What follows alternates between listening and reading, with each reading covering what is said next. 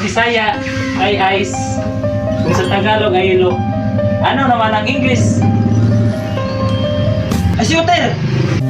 Di ka man lang nag-isip, di ka man lang nagsika, pinabayaan mo ang iyong kinabukasan. Bisaya ay ice, kung sa Tagalog ay ilo. Ano naman ang English? Shooter!